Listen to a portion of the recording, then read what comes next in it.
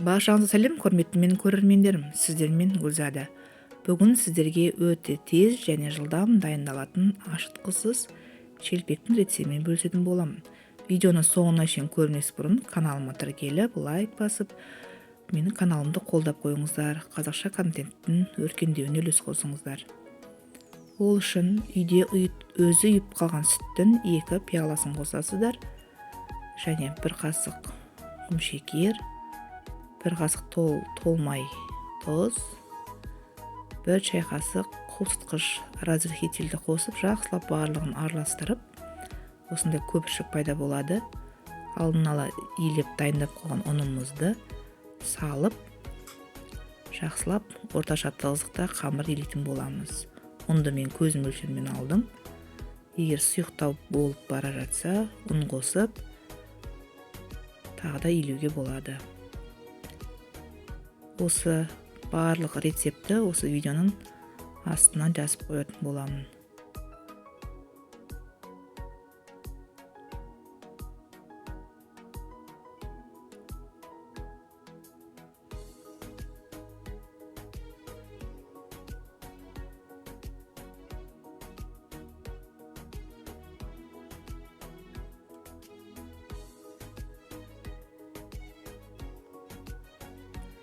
Дайын болған қамырымыздың бетін жауып, 5-10 минут тындырып қоямыз.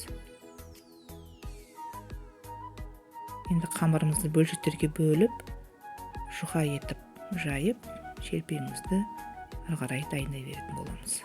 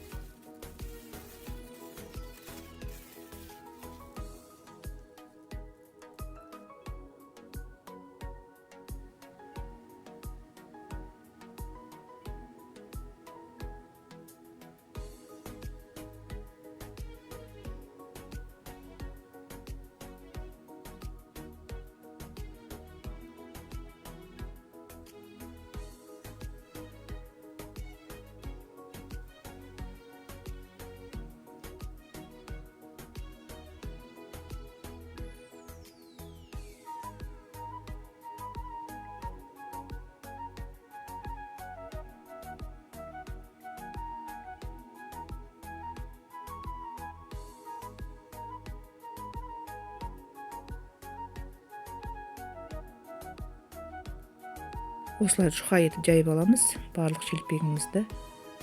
Сосын қызып тұрған майда 2 жағын қызартып, жақсылап пісіріп аламыз. Көтеріліп, осындай әдемі болып піседі.